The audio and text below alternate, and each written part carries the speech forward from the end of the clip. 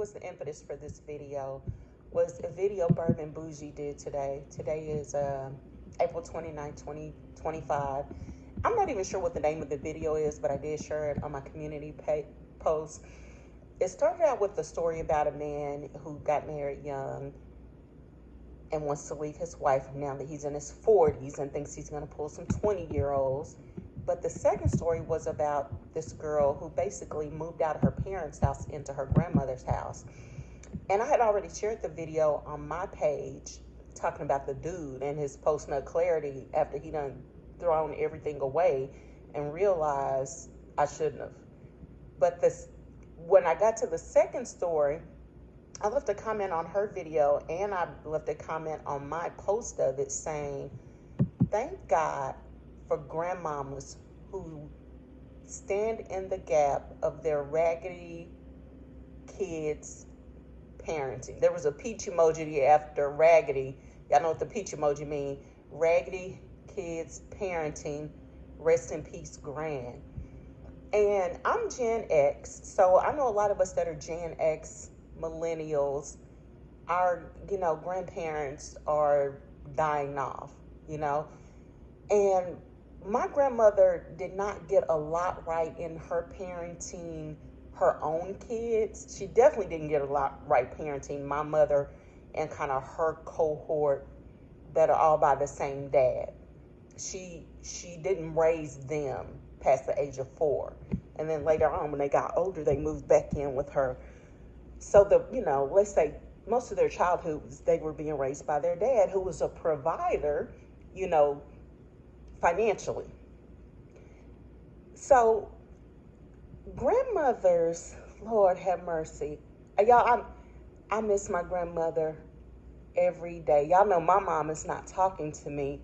And my grandmother, I've said this before, but my grandmother, no matter how mad she got at me, she didn't really get mad at me a lot. Usually when she did get mad at me, it's because she thought I was, too dramatic, which apparently, I am. But, she didn't understand what my mental illness was, even though I did time over it. She didn't understand certain things about me that I need. And she's older. They don't go to those. My grandma would be 80. She'd be turning 81 years old if she was alive still. And that generation just didn't go to therapy, don't go to therapy, leave everything to the Lord, that kind of thing. But when I tell you that she stood in the gap, and not just my grandmother, but grandparents just of that generation. My grandmother was born in 1944. So my grandfather stood in the gap of me being able to go to his house during the summers so my mom wouldn't have to worry about my child care. Now that backfired because his house in the summer was not good for me as a girl. I went over there and it was a house full of boys, and my grandfather was separated. So I was over there by myself with a bunch of boys. Not good for me. But he never charged my mother a dime for my stay, my care, none of that. Whereas my mom and her mother didn't get along. They were very volatile throughout my childhood. And my grandmother definitely wanted to charge my mom to watch me. But I would have been watched. That's the difference. Had I stayed at my grandmother's during the summertime, a lot of the traumas I endured at my grandfather's, I wouldn't have endured at my grandmother's. It may have been a different kind of trauma, like, getting beat up. But I was getting beat up no matter whose house I was at, So, of course, in hindsight, I think, God, I wish my mom had just paid Gran what she had asked for so that I would have been safe, But my mom didn't know I wasn't safe until adulthood, until I finally told her, hey, this was what my childhood was like when, you were living your best life in the summers. And I thought about and think about those old Black grandmothers. And it's not just Black, because this story that I'm hearing sounds like it's not a Black woman telling the story. But those old Black grandmothers that stood in the gap for their grandkids, and my eyes are tearing up, who know that their kids ain't parenting right.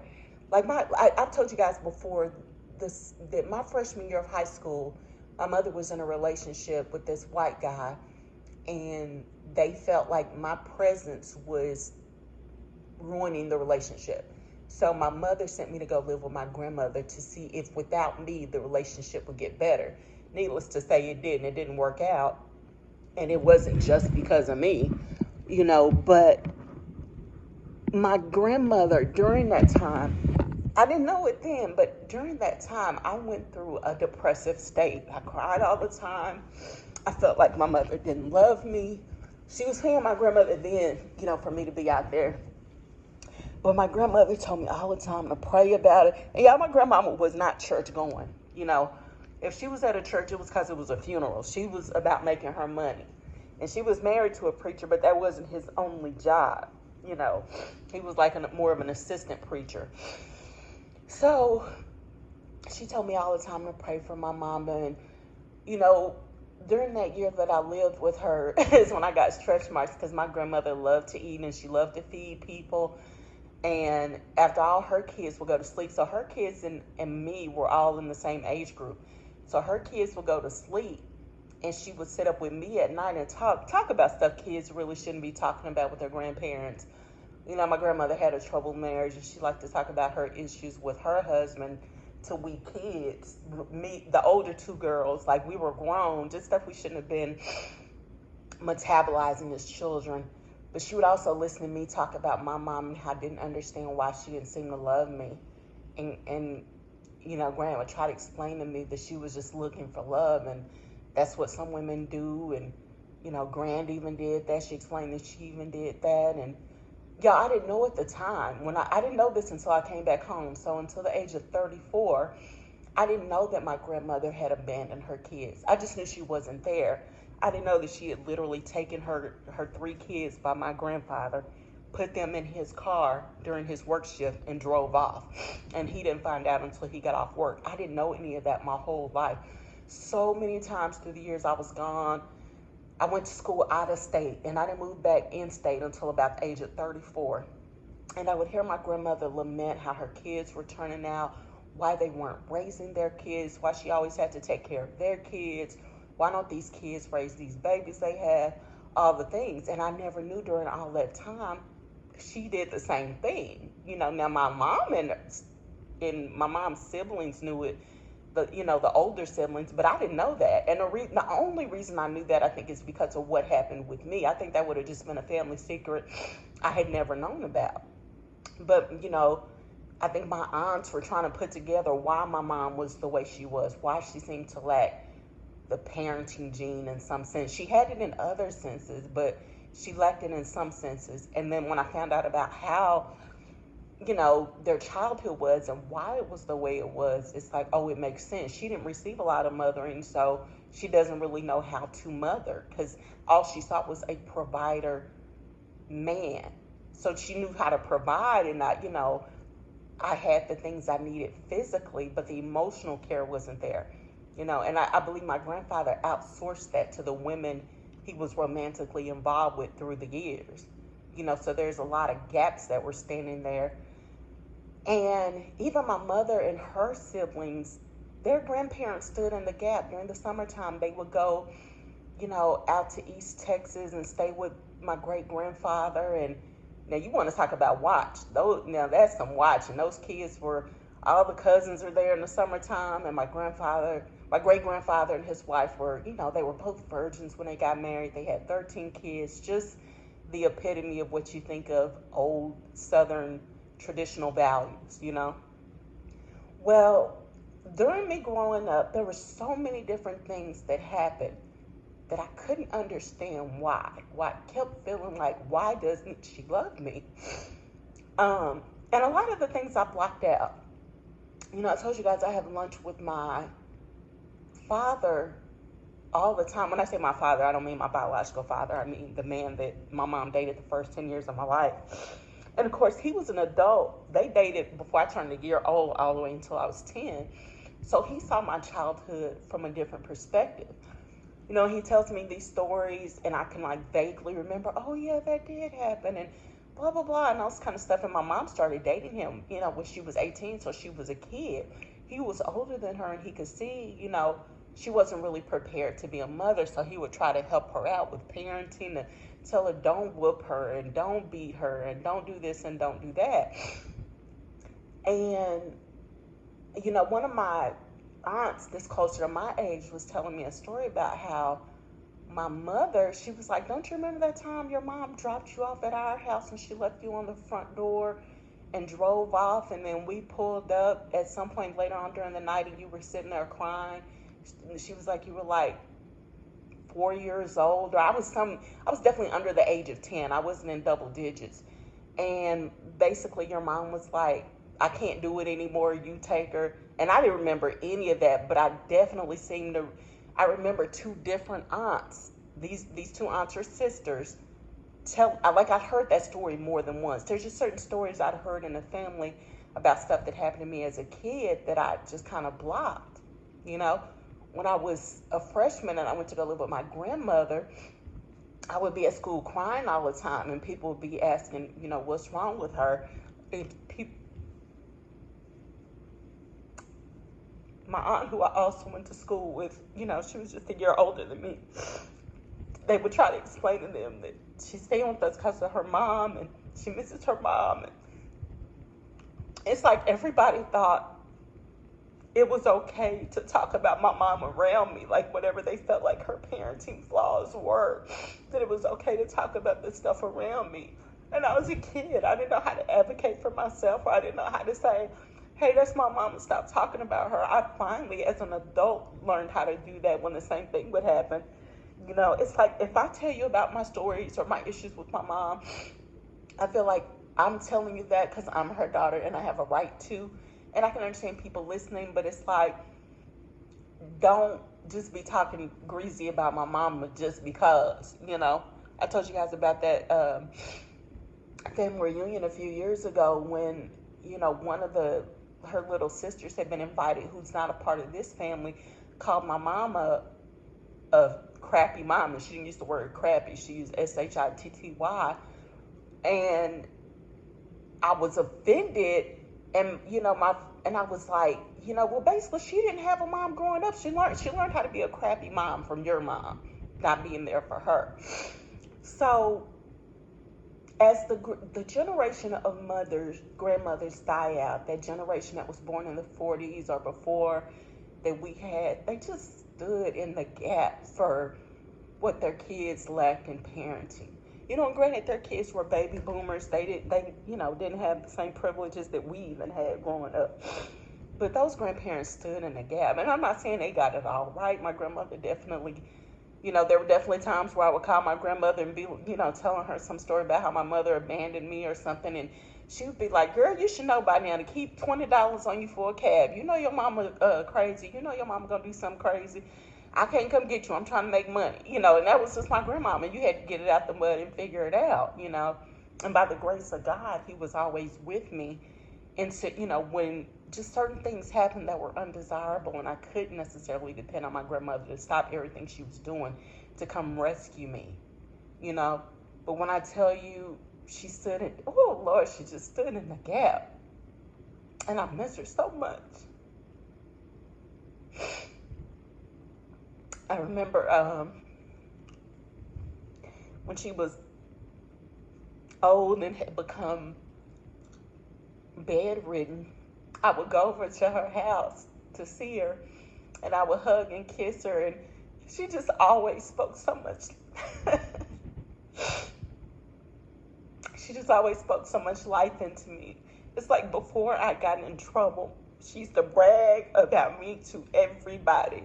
That's my grandbaby, and she a banker, and she getting a PhD, and she doing this and she doing that. And then, of course, after I messed up, them same friends would be like, tell me about your granddaughter again. What's she doing now? And my grandmama would get mad because she bragged about me so much when how there's that saying that says, if you can't be a good example, be a terrible warning.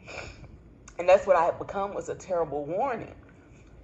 But as I was listening to this video of Burbs, and I didn't even finish the video, but this girl was talking about how basically her parents were toxic her whole life, and finally when she turned 18, she moved to her grandmother's, and her grandmother welcomed her with open arms. And I just think of all the times my grandmother took me in and had to deal with, what everybody calls my crazy mama, because my crazy mama didn't like anybody taking me in. When she would kick me out the house, I think she just wanted me to see how hard the world was and come back begging, please take me in. But it was always a family member, usually my grandmother, to take me in and say, baby, I know you're just trying to go to school and you know, get your schooling or whatever. One time that she did that, it was the uncle who took me in, her now late brother. But it was just, my grandmother would take me in, and taking me in, whoever took me in knew they had to deal with the wrath of my mama, and had to deal with my mama calling and cussing and why you over there helping her? She needs to learn respect and da da da and all this kind of stuff. And I was scared of my mother, but her mother wasn't scared of her. Her brother, nobody was scared of her but me, basically. So whoever would take me in, she getting called, they getting calls from her, cussing them out about helping me, but they were grown, so they knew how to deal with it way better than I did. I would be scared when she would call over there, and I'd be crying, and my grandma would be like, girl, ain't nobody scared of your mama but you. Oh, but I just miss my grandmama. And it's so crazy, y'all. Like, when my grandmother passed away, I wasn't even talking to her. I was mad at her because I heard something she had said about me.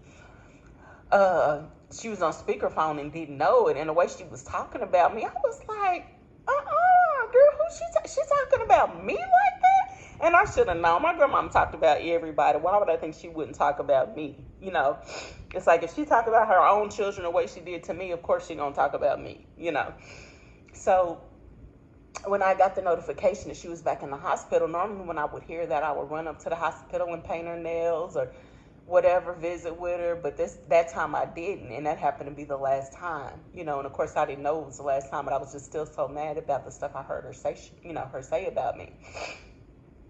And I just miss her, and I just thank God for those grandmothers of that generation. And I know now, yeah, y'all know I'm child-free and will stay child-free. I'll never be a grandmother. But I know that generation of grandmothers, once they're gone, they're gone. I don't think my generation or the generations after will have grandmothers like that just stand in the gap for their kids. There's a lot more accountability to people for their lifestyles that they choose. If you choose to have kids and you can't afford them, or you're not emotionally mature enough to parent them, whatever, it's like, that's on you, babe. Good luck.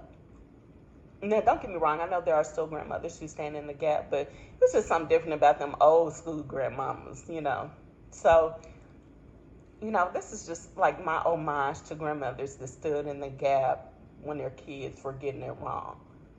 And I thank God for those grandmothers, especially mine, because when I tell you that entire 7 years I was down, my grandmother was there for me. And she was a working woman, you know what I mean? She was a blue-collar worker. She literally labored physically. And that was a big part of her health, declining, her knees and all that kind of stuff.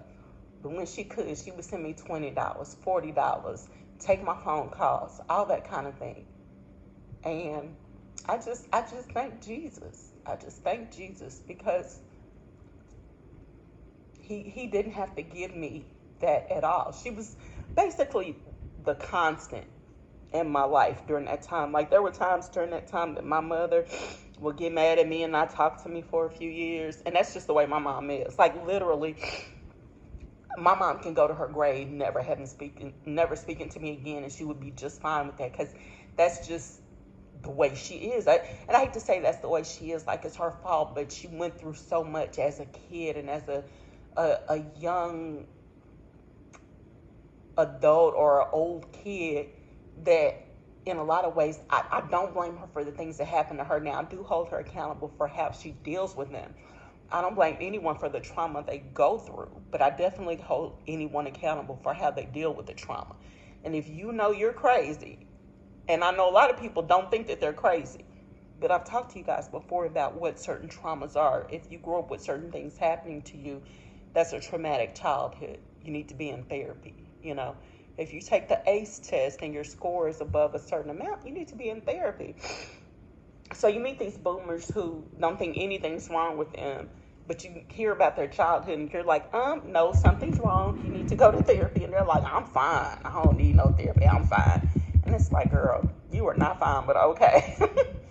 So anyway, I just want to say publicly, that I thank God for grandmothers who stood in the gap, especially mine. And as I got older, I used to call her grand because she was the grandmother. Like she was grand, greatest, great, you know. But she wasn't an educated woman. She didn't go to high school, none of that. But baby, when I tell you that woman was an entrepreneur, and it rubbed off on one of her daughters who's also an entrepreneur. And she, when I tell you she would get it out the mud, and when I say get it out the mud, she got it ethically out the mud. She wasn't, from what I know, finessing no men or nothing like that. She just hard work and dedication. She took care of her family. She took care of her kids. She made sure we ate. She kept us safe. She kept us safe. And a lot of times people would look at grandmothers like that, because my best friend from college had what she called an overprotective grandmother. And I finally had to tell her one day, your grandmother's overprotective because she knows what men and boys are capable of. So when she's not letting you go do these XYZ things you want to do, I was explaining to her, I had a mother who would let me go do those XYZ things that you're dying to experience. Your grandmother knows what men and boys are capable of, and she's keeping you safe, So anyway, that's all. Y'all have a great day. If you had a grandmother that stood in the gap, baby, leave it in the comments. Rest in peace, whatever you called your grandmama. She wouldn't let me call her Big Mama, but when them younger grandkids came along, they got to call her Big Mama. But I just had to call her Grandmama, and then when I became an adult, she became Grand, because no matter how mad she ever got at me, she never cut me off. She was always, I would never be able to say out of my mouth, my grandmama not speaking to me the way I can with my mama. I just can never say that. And it's not to say she was perfect. She wasn't by any means. But baby, when I tell you, she used to tell me all the time, I said, Gran, I heard that grandparents love their grandkids more than their kids. Is that true? And she said, yes, it's true. And what I know now from just the reading and stuff that I do, I don't think it's true. I think that their grandkids remind them of when their kids were little and all the things they wish they had gotten right. You know what I mean? But the way I would see my grandmama, just all her grandkids, no matter how ratchet any of us was, she was always there for all of us, as much as our mothers would let her, because some of the grandkids by her sons, their mothers were more controlling of their, you know what I mean? But her daughter's kids, we just all loved Gran, Anyway, all right, y'all, I done cried enough, child. Bye, y'all. Thanks for watching.